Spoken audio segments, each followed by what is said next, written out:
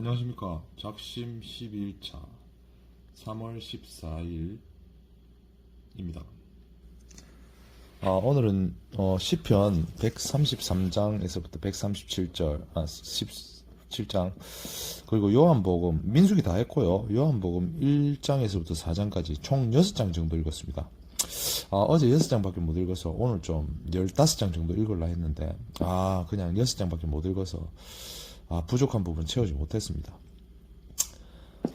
오늘 좀 내용이 좀 많아서요. 빨리 마칠 수 있을런가 모르겠습니다. 그리고 이 시작하기 전에, 이 제가 해야 하는 말씀들 있죠. 이거는 제가, 박사 학위가 있거든요. 박사 학위도 있고, 박사 학위 논문 그 만만하게 쓰는 건 아닙니다. 거짓말 하지 않고 써야 되거든요.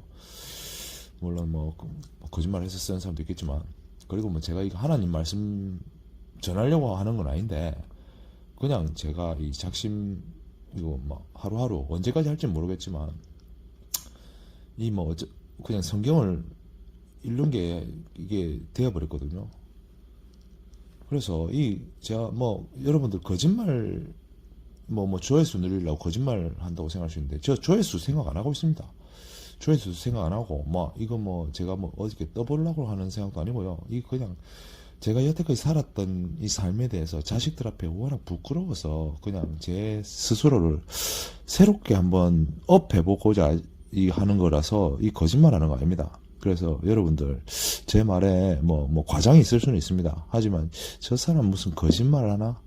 그런 생각은 안 하시면 좋겠습니다. 그런 생각 드시면 차라리 안 들으시는 게 나을 겁니다.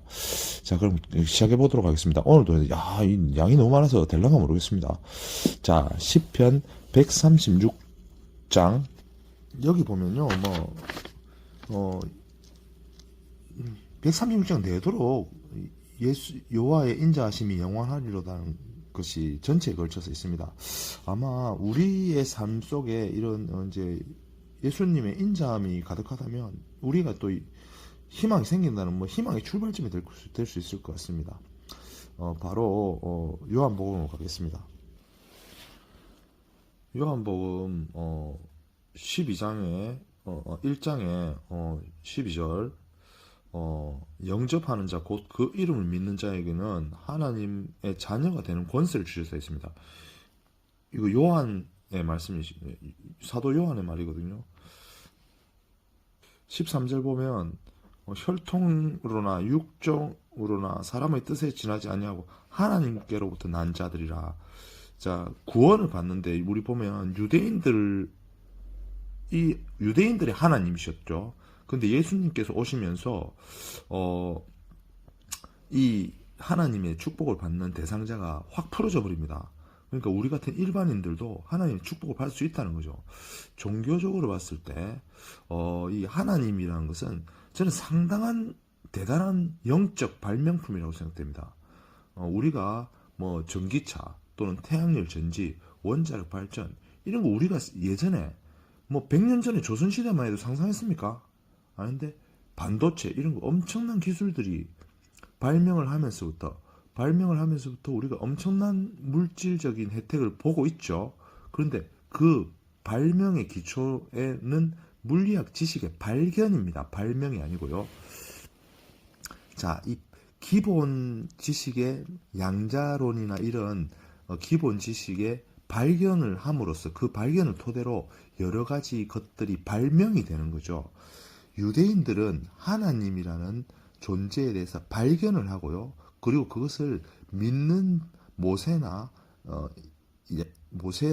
야곱이나 모세를 통해서 그 하나님을 통하는, 그리고 하나님의 원리를 아는 방법을 발견과 함께 발명했다고 생각하거든요. 기도를.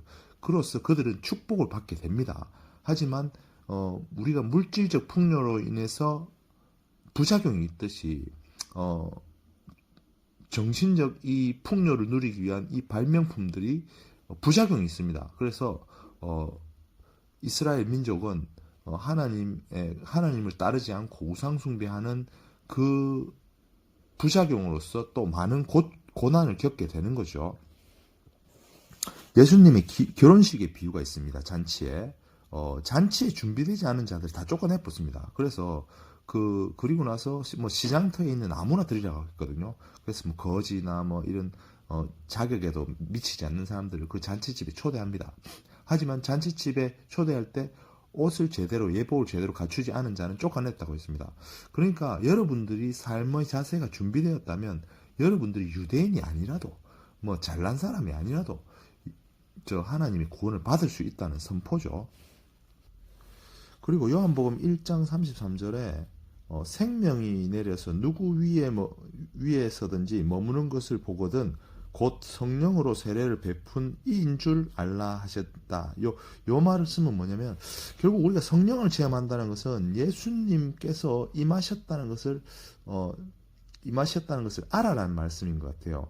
결국은 여러분 성령이 곧 예수님이라는 말씀이죠. 삼위일체가 나오는데요. 성령 체험은 의외로 그 증언자들이 많습니다. 뭐 유튜브에도 여러분 쉽게 보실 수 있는 하얀 한복을 입으신 80세 전도사님의 그 젊었을 때 중병 치유, 또 뭐 여러분들 어린아이의 간절한 기도로서 어머니가 백혈병이 치유되는 그것도 있고요.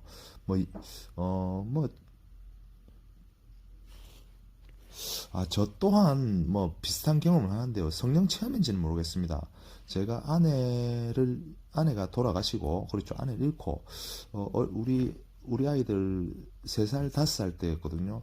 부모님 집에 얹혀 살 때, 너무, 옥상 위에, 주택이었거든요. 옥상 위에 빨래를 이제 걷으러 갔는데, 빨래를 걷고 너무 이제 마음이 전쟁터 같고 힘들었어요. 그래서 그냥 하늘을 쳐다보고 그냥 아무 뜻 없이 이게 뭐 사랑입니까라고 그냥 물어본 것 같아요. 그런데 그 순간 하늘에서 마치 무지개 비가 내리는 듯한 느낌, 그냥 느낌이었어요. 그러면서 이게 사랑이다 하면서 제 몸과 마음을 관통하는 그런 마치 비와 같았는데 물리적인 그런 차가운 비의 느낌이 아니었어요. 그냥 그걸 느끼면서 제 마음에 그 짧은 순간이긴 하지만 평온함이 정말 가득했습니다. 제가 여태까지 태어나서 한 번도 경험을 보지 못한 평온함이었거든요. 그 이후로는 제가 그런 경험을 한 번도 한 적이 없어요. 그게 맞는지 아니면 제 착각인지도 모르겠습니다. 하지만 저도 그런 비슷한 체험이 있긴 합니다. 근데 확실치 않습니다.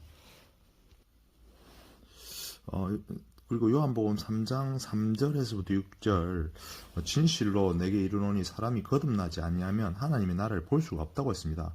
그래서 니고데모가 어떻게 모태에서 다시 엄마 뱃속에 들어갈 수도 없는데 어떻게 거듭나야 하냐 하니까 5절에 물과 성령으로 나지 아니하면 하나님 나라에 들어갈 수 없느니라. 육으로 난 것은 육이요 영으로 난 것은 영이라 라고 말씀하십니다. 제가 앞에서 요한복음 33장이나 아니면 저희 체험과 또 연결되는 말인데요. 거듭남 이 또한 저는 성령 체험이 아닌가 싶습니다. 성령을 체험한 사람들은요, 일단은 마음의 평화가 옵니다. 그리고 또 큰 질병이 있는 사람들은요, 대부분 그렇더라고요. 큰 질병이 부분적으로 치유되든지 완전 치유되든지 그 치유의 경험을 합니다. 그리고 또 성령 체험하시는 분들은 가족들의 고난이나 아니면은 큰 문제가 있는 게 해결이 되는 거예요. 그러면서부터 내가 이게 정말 진짜인가에 대해서 착각인가 막 고민을 하면서 성경을 읽게 되더라고요. 그래서 성령 체험이 거듭남인지 제가 잘은 모르겠지만 그런 메커니즘이 있지 않나, 제 삶 속에도 그런 생각을 해봅니다.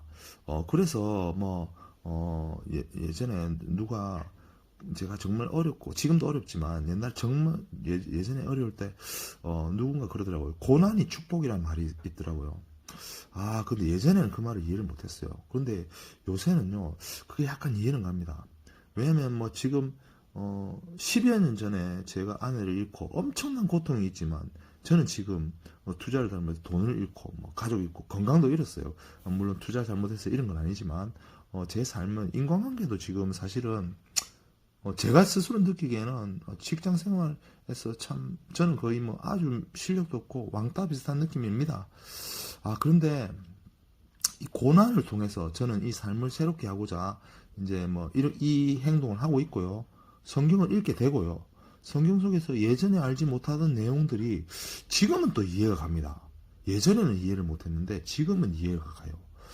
그러면서 경험과 이 고난을 통해서 제가 경험을 하게 되고 그것을 통해서 말씀을 또 읽게 되고 그 말씀을 보면서 또 뭔가 깨닫는 게 있는 거예요. 그래서 경험과 말씀이 일치함을 느끼면서 이 고난이 곧 축복인가 그런 생각을 하게 됩니다. 아니나 다를까 오늘 내용이 너무 많네요. 그래서 오늘 이 반만 마무리하고요.